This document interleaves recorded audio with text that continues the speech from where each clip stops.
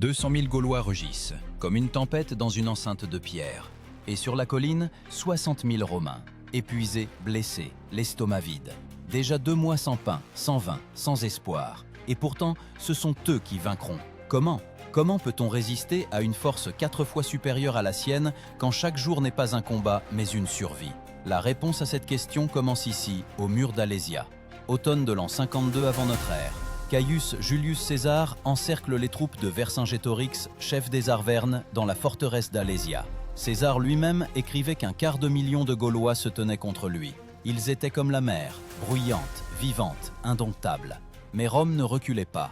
Les légionnaires creusaient la terre, construisaient des fortifications et renforçaient leur foi en une seule chose. Si la discipline tombait, tout tomberait. Les Romains érigèrent un anneau de mur autour de la ville. Non pas un, mais 2. L'extérieur contre les troupes venant à la rescousse, l'intérieur contre les assiégés. Cet enfer aux proportions terrestres s'appelait la circonvallation. Imaginez 2 lignes de près de 20 km chacune, parsemées de fossés, de pièges, de pieux aiguisés. Ce ne sont pas de simples fortifications, ce sont les os de pierre de l'Empire. Une telle double ligne exigeait des efforts surhumains. Chaque légionnaire portait plus de 40 kg d'équipement. Épées, lances, armures, nourriture, outils. Ils ne se contentaient pas de combattre. Ils construisaient leur propre prison pour y mourir ou vaincre. Dans l'armée romaine, de tels soldats étaient appelés milités, des guerriers dont le corps appartient à la discipline. Bientôt, les provisions s'épuisèrent. Les découvertes archéologiques montrent qu'il n'y a aucune trace d'os de gros bétail sur le site des camps sous Alésia. César avait interdit de tuer les bêtes de somme. Sans elles, les légions ne pouvaient pas se déplacer. Ils mangeaient des racines, des châtaignes, même de l'herbe. La faim devint leur compagnon constant. Mais malgré cela, personne n'abandonna son poste. Les Gaulois, enfermés à l'intérieur, ne souffraient pas moins. Leurs céréales étaient épuisées, et les alliés ne venaient toujours pas. Vercingétorix chassa les femmes et les enfants hors des murs. Il espérait que les Romains les laisseraient passer. Mais César ne le permit pas. Entre les murs se tenaient des centaines de mourants, ceux que leurs propres gens et leurs ennemis avaient rejetés. Les légionnaires entendaient ces gémissements la nuit, mais personne ne bougea. C'est ainsi qu'agissaient la peur et le devoir simultanément, 2 divinités romaines sans temple. Quand un homme se tient devant un enfant mourant et n'aide pas, ce n'est plus un simple soldat. C'est une partie d'une machine créée pour la victoire. Et pourtant, la question planait dans l'air. Que se passerait-il quand les forces gauloises arriveraient ? Car ils étaient trop nombreux. Chaque jour, les éclaireurs rapportaient de la poussière à l'horizon, des milliers de lances, le bruit des tambours. Affamés, fatigués, encerclés, les Romains savaient, tout allait bientôt se décider. Mais ils ne flanchèrent pas, parce que derrière eux ne se tenait pas seulement une armée, se tenait Rome elle-même.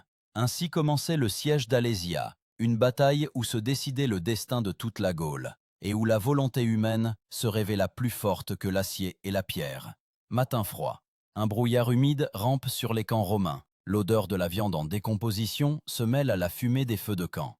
Les mains des légionnaires tremblent, non pas de peur, mais d'épuisement. Pendant 2 mois de siège, on ne leur donnait qu'une poignée de blé par jour. La viande, une rareté. Le vin, un souvenir. Mais même dans cet enfer, l'ordre restait sacré. Chaque aube commençait de la même manière. Formation, vérification des armes, répartition des gardes. Ce n'étaient pas des hommes qui survivaient ainsi. C'étaient des Romains qui survivaient. César comprenait. La victoire ici, ce n'était pas dans les épées, mais dans l'art de la patience.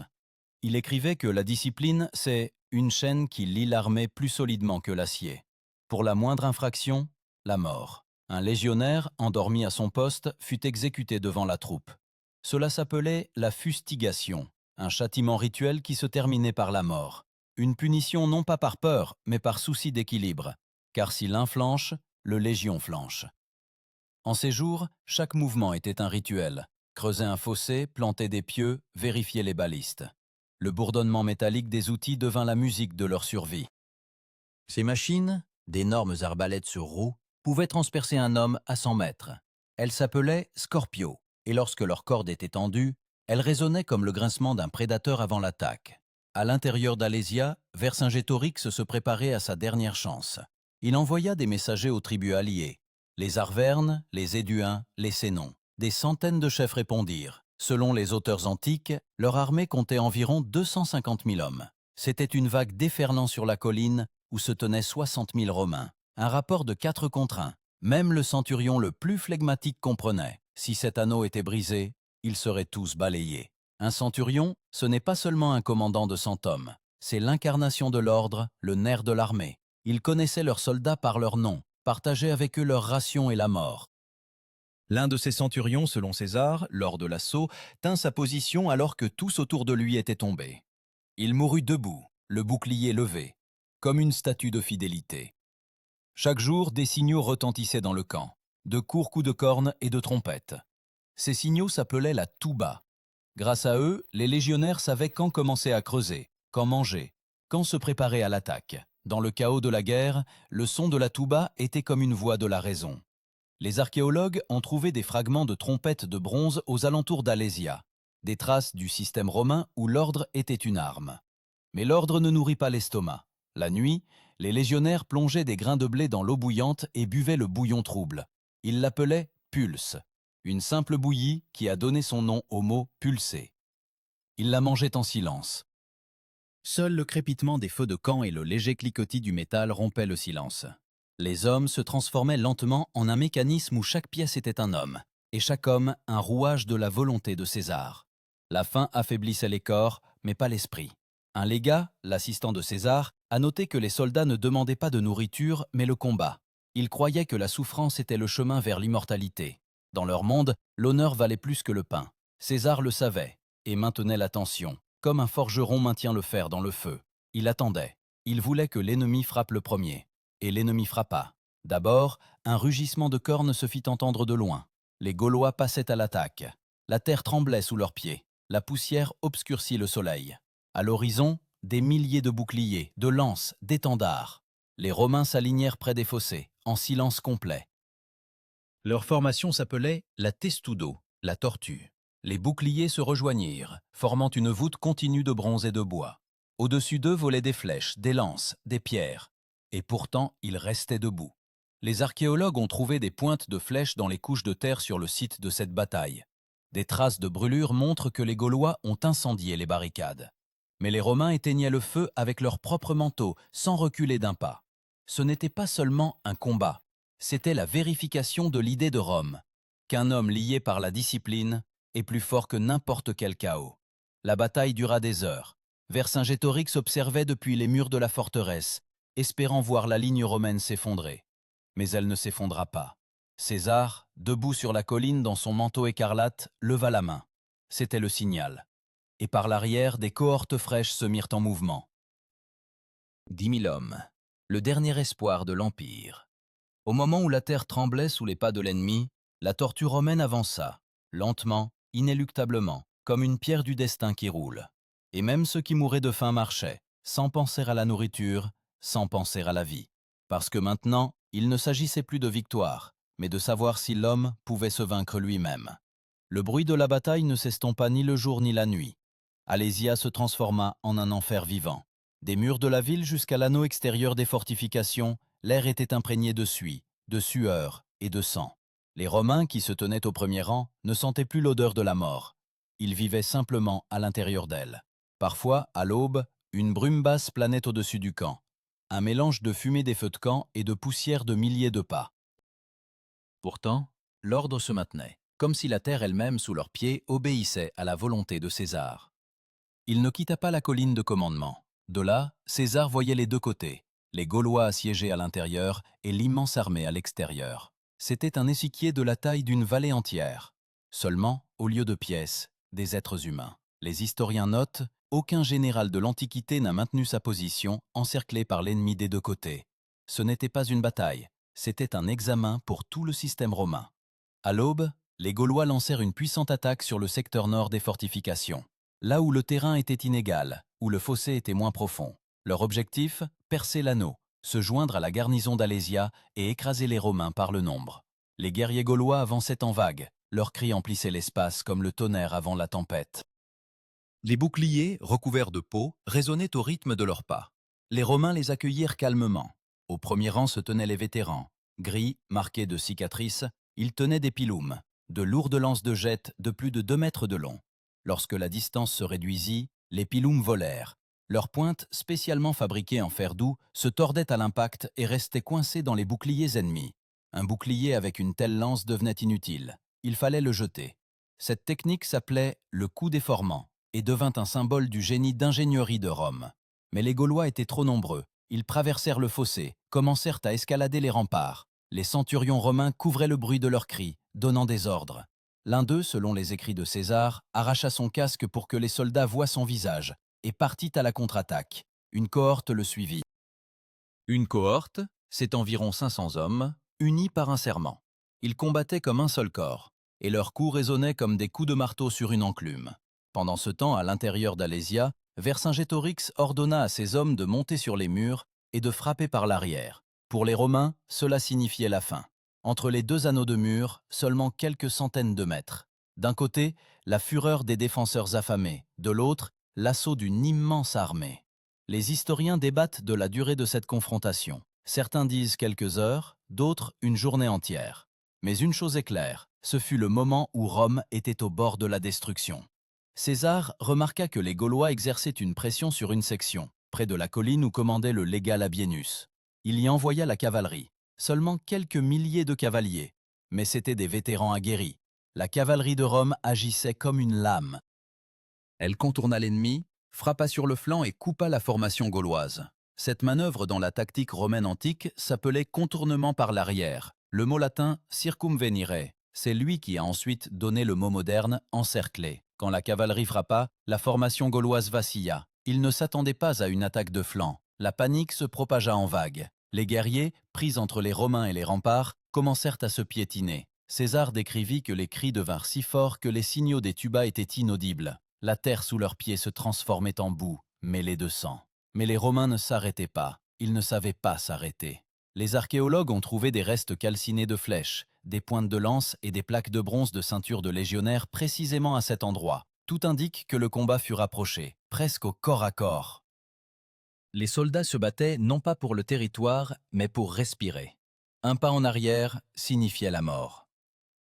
Quand le soleil déclinait vers le couchant, César lui-même descendit dans la vallée. Son manteau écarlate était visible partout.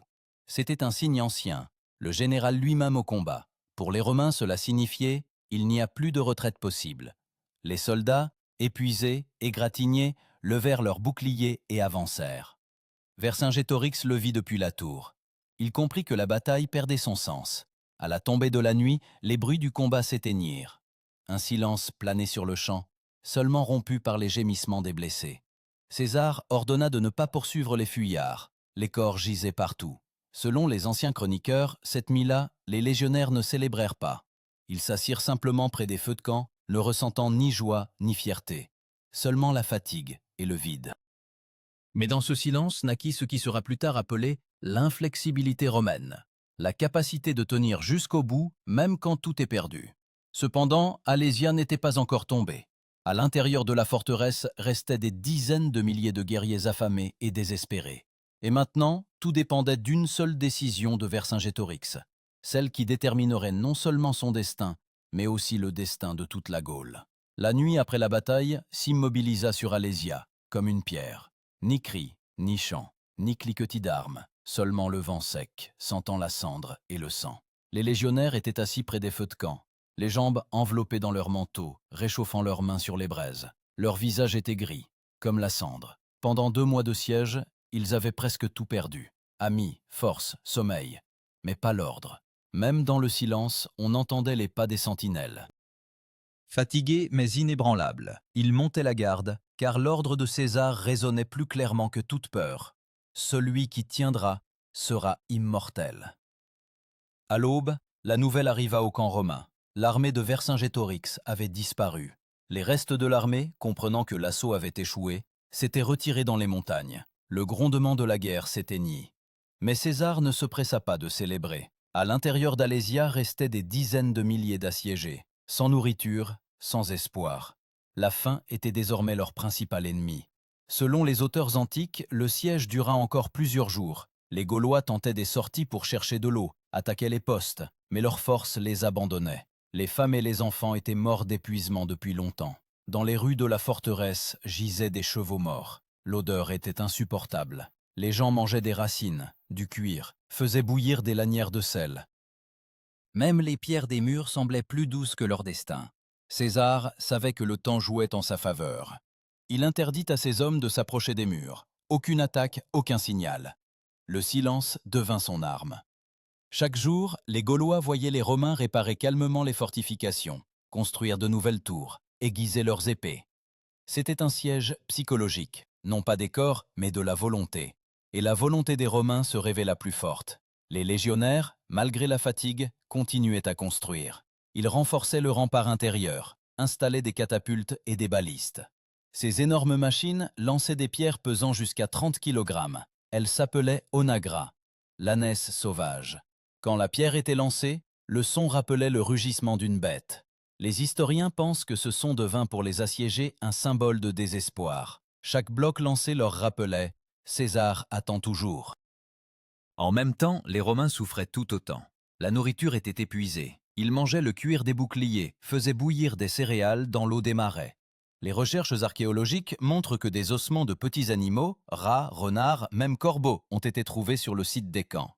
Ce n'est pas un mythe, ce sont les traces d'une famine réelle, endurée avec une discipline de fer.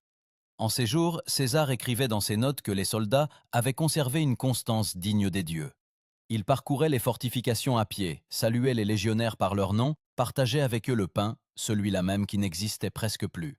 À leurs yeux, il n'était pas seulement un général, mais l'incarnation de Rome, un État où la force réside dans l'ordre et non dans le nombre. Vercingétorix, voyant la mort de son peuple, réunit un conseil de chefs. Selon diverses sources, il restait alors environ 80 000 personnes à Alésia. Parmi elles, la plupart étaient épuisées, désarmées. Le chef comprit. Il n'y aurait pas de percée. Ses alliés étaient partis, les provisions avaient disparu, les murs ne protégeaient plus. Il savait que si la bataille continuait, tous périraient. Et alors, il prit une décision qui fit de lui un symbole non pas de défaite, mais de fierté. Le matin, alors que le brouillard cachait encore la vallée, les portes d'Alésia s'ouvrirent. Une procession en sortit. En tête marchait Vercingétorix, grand, les cheveux flottants, en armure de combat, avec un torque d'or autour du cou. Derrière lui, des guerriers, portant leurs armes à la main. César se tenait sur une élévation, entouré de ses légats. Le silence était presque sacré. Vercingétorix s'approcha de César, jeta ses armes à ses pieds et s'agenouilla. Ce geste devint l'un des plus célèbres de l'histoire. Plutarque écrivait que les Romains observaient la scène sans cris ni applaudissements, seulement un silence retentissant. Parce que devant eux ne se tenait pas un ennemi vaincu, mais un homme qui avait osé défier l'Empire. Ce jour-là, Alésia tomba. Les restes de la garnison, les femmes et les enfants sortirent de la ville. Les Romains les séparèrent. Les uns furent vendus comme esclaves, les autres emmenés comme prisonniers. Vercingétorix lui-même fut envoyé à Rome, où 6 ans plus tard, il serait mené enchaîné lors du triomphe de César, puis exécuté. Mais son nom resterait un symbole de résistance. Pour les Romains, Alésia devint une leçon répétée pendant des siècles. Dans les écoles militaires de l'Empire tardif, elle était étudiée comme un exemple de défense totale. Le terme circumvallation, appliqué pour la première fois par César ici, entra dans le vocabulaire militaire de toutes les époques suivantes. Même les ingénieurs modernes, en étudiant les vestiges des remparts, sont étonnés de la précision de la planification.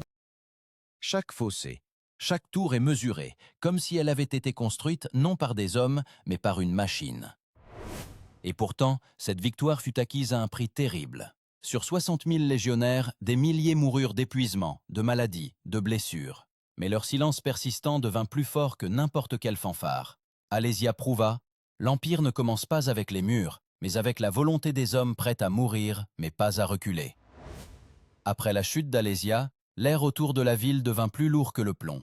Même la victoire sentait la mort. Sur les pentes gisaient des corps, d'hommes, de chevaux, d'alliés, d'ennemis. La terre était imprégnée de sang si profondément que les archéologues, 2 millénaires plus tard, y trouvent encore des traces de fer et d'os. César ordonna d'enterrer les légionnaires tombés avec les honneurs militaires.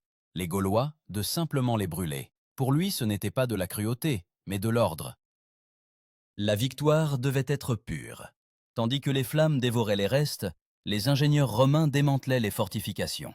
7 semaines de siège ininterrompu avaient laissé derrière elles un système de fossés et de remparts de plus de 20 km de long. Aux endroits où les empreintes de sabots ont été conservées, on voit. Chaque ligne de fortification a été construite avec une précision d'orfèvre. Les archéologues modernes appellent cela un miracle d'ingénierie sans plan. Mais pour les légionnaires, ce miracle coûta des vies. La faim, les maladies, la fatigue, voilà les véritables tueurs sous Alésia. Beaucoup de Romains ne moururent pas des épées, mais de la dysenterie et de l'épuisement. César, comprenant que la maladie pouvait anéantir même les vainqueurs, ordonna de brûler les restes des camps, de désinfecter les puits par le feu et la chaux. Ce furent les premiers pas vers ce que nous appelons aujourd'hui la discipline sanitaire. Cependant, la véritable bataille pour César ne faisait que commencer. La bataille politique. À Rome, on chuchotait déjà que sa victoire, ce n'était pas le triomphe de la République, mais le triomphe d'un seul homme. Alésia fit de César une légende, mais le condamna aussi à l'envie et à la peur du Sénat. Même son plus proche collaborateur, le légat Labienus, passerait plus tard du côté de Pompée. Ainsi, la victoire, remportée dans le sang, devint la graine de la future guerre civile. Pendant ce temps, le sort des prisonniers gaulois fut rapidement décidé. Selon diverses sources, César relâcha une partie des tribus alliées pour montrer sa clémence, mais la plupart furent envoyés en esclavage. Des milliers d'hommes et de femmes furent vendus sur les marchés de la Gaule narbonnaise. Un esclave ayant survécu à Alésia coûtait peu cher, un trophée de l'Empire, épuisé mais vivant. Les historiens disent que ce fut le marché aux esclaves le plus massif de toute la campagne de César. Et les légionnaires? Pour leur victoire, ils reçurent du pain, du vin et le droit au repos. Ce n'est qu'alors qu'ils réalisèrent qu'ils étaient en vie. Les soldats de la première légion notèrent dans les chroniques qu'ils mangèrent à leur faim pour la première fois depuis de nombreux jours. Leurs mains tremblaient, non pas de peur, mais du sentiment inhabituel de satiété. Un centurion dit que le goût du pain après Alésia était plus doux que le miel. Mais même dans ce repos, l'ordre romain était maintenu. Chaque légionnaire devait remettre son armure en état, nettoyer ses armes, vérifier ses courroies et son casque. Les plaques métalliques des cuirasses brillaient à nouveau au soleil, comme si rien ne s'était passé. Ce moment de restauration s'appelait la réductio, le retour à la forme. Symbole que même de l'enfer, on peut sortir en ordre de bataille. César, observant ses troupes, comprenait. Alésia, c'était plus qu'une victoire. C'était la preuve que la force de Rome ne résidait pas dans le nombre de soldats, mais dans leur capacité à obéir. Il écrivait « Ni les dieux ni le destin ne sauvent le lâche. Seul l'ordre rend l'armée éternelle. » Ces paroles seront ensuite gravées dans la pierre en Gaule, une inscription trouvée par les archéologues à Lyon, et on pense qu'elle remonte précisément à cette campagne. D'un point de vue militaire, Alésia changea tout. Elle devint le prototype du concept de siège total, où l'ennemi est détruit non par un coup, mais par la privation d'espoir. Pour la première fois dans l'histoire, un général encercla non seulement une armée, mais aussi lui-même, plaçant le destin de son armée au bord de la destruction. Ce principe sera plus tard répété par Napoléon à Ulm et Wellington à Waterloo. Pour les Gaulois, la défaite marqua la fin du rêve de liberté. Leurs tribus se désunirent, les anciens prêtèrent serment à Rome. Sur le site d'Alésia, une ville romaine verra plus tard le jour, Alysia, avec ses thermes et son forum. Les archéologues trouvent dans les couches de ces années des inscriptions en latin et en celtique, témoignages vivants de la manière dont une culture en a lentement absorbé une autre. Mais même dans cette conquête, l'ombre de Vercingétorix demeura. Son nom fut longtemps tu, mais les chants à son sujet vécurent parmi les Gaulois. Des siècles plus tard, ils chanteront. Il s'est dressé contre Rome et est mort, mais n'a pas baissé la tête. Et peut-être, est-ce pour cela que les archéologues français du XIXe siècle, ayant trouvé le site de la bataille, y érigèrent une statue de Vercingétorix, le visage tourné vers Rome, comme s'il montait encore la garde sur sa terre. César, quant à lui, après Alésia, comprit qu'on pouvait maintenir un empire non seulement par l'épée, mais aussi par la peur de l'idée même de Rome. Son armée, ayant survécu à la faim et au siège, devint sa garde personnelle, son instrument du destin. Chez ces hommes survivants, il y avait quelque chose de plus que la discipline. En eux vivait désormais la foi, en ce que Rome ne pouvait mourir tant qu'il restait au moins un légionnaire. Quand les troupes quittèrent Alésia, la vallée resta morte. Ni herbe, ni oiseau, ni son. Seulement les cicatrices régulières des remparts, s'étendant à l'horizon. César traversa ces lieux à cheval, s'arrêta aux portes détruites et regarda longtemps les vestiges de la ville. Les historiens écrivent qu'il prononça alors « La force, ce n'est pas la victoire. La force, c'est ce qui reste après elle. » De Gaulle, il envoya des émissaires à Rome avec la nouvelle de la conquête. Mais là, il fut accueilli non par des applaudissements, mais par l'inquiétude. Le Sénat craignait que le général, ayant soumis un continent, ne soumette maintenant Rome elle-même. Alésia transforma César d'un général en une menace. La victoire, acquise dans le sang, devint le début d'une nouvelle guerre, intérieure, inévitable. Pendant ce temps, les cendres d'Alésia refroidissaient. Les ingénieurs romains revinrent pour ériger une colonie sur le site de la forteresse détruite. D'abord, des temples à Jupiter et Mars, puis des thermes, des routes, un amphithéâtre. Sur les os des morts, une nouvelle ville s'éleva, comme un symbole que l'Empire construit même sur les ruines. Et pourtant, le souvenir de ce siège perdura. Dans les légendes populaires de Gaule, César devint un démon venu avec le feu et le fer, et Vercingétorix, le dernier héros qui osa dire non. Ainsi, deux vérités, romaines et gauloises, s'entremêlèrent à jamais, dans la terre où chaque goutte de pluie tombe encore sur les os de ceux qui se tenaient sous Alésia.